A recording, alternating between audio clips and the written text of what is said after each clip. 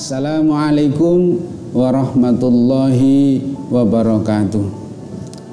Bismillahirrahmanirrahim. Alhamdulillahirabbil alamin. Wa bihi nasta'inu ala umurid dunya waddin.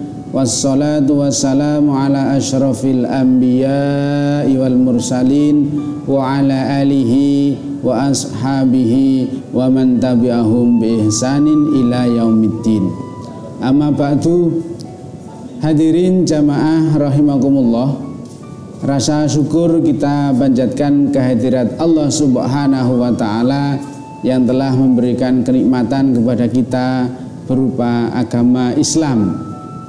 Dengan Islam maka kita akan menjadi orang yang mengetahui apa yang menjadi tugas kita di dunia.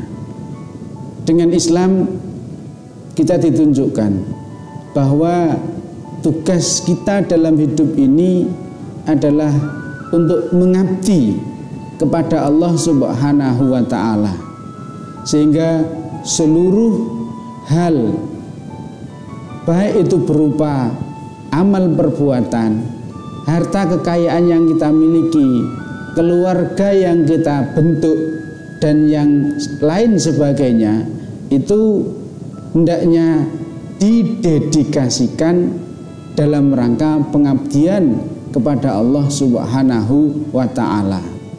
Di dalam ayat Al-Quran, Allah Subhanahu wa ta'ala telah berfirman, wa ma khalaqtul jinna wal insa illa liya'budun.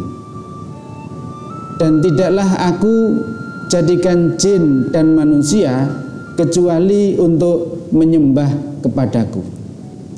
Para jamaah rahimakumullah, di dalam doa iftitah kita juga diajarkan bahwasanya inna sholati wa nusuki wa mahyaya wa mamati lillahi rabbil alamin, bahwa sesungguhnya sholatku, ibadahku, hidupku dan matiku hanyalah untuk Allah Rabbul Alamin.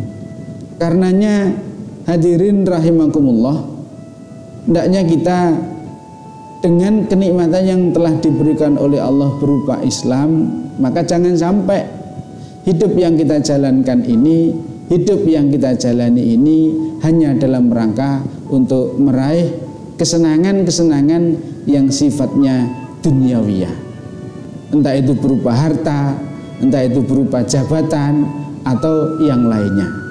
Sebab di dalam kaidah yang juga telah ditetapkan oleh Allah di dalam firman-Nya, di dalam Al-Quran, bahwasanya yang kita raih, yang kita kejar, yang kita utamakan itu adalah kebahagiaan negeri akhirat.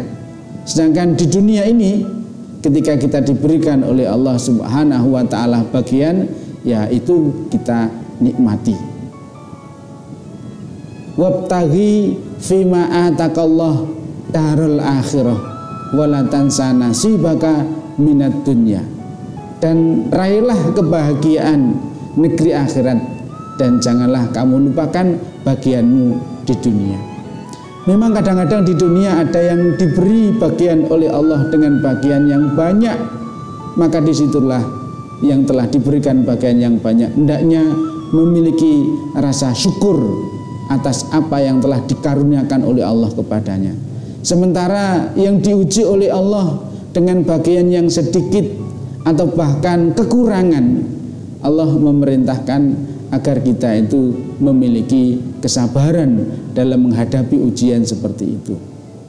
Dan orang yang beriman ini sungguh menakjubkan, sebagaimana sabda Rasulullah bahwasanya ajaban li amril mu'min fa inna amrahu kullahu khair in asabathu syarra syakara wa in asabathu dharra sabara. Sungguh menakjubkan orang mukmin, semua urusannya itu baik. Jika mendapatkan kelapangan, bersyukur, dan bersyukur itu baik baginya. Dan ketika mendapatkan kesempitan dalam hidup, mereka itu bersabar, dan kesabaran itu juga baik baginya, dan itu tidak dimiliki oleh orang lain kecuali oleh orang-orang mukmin.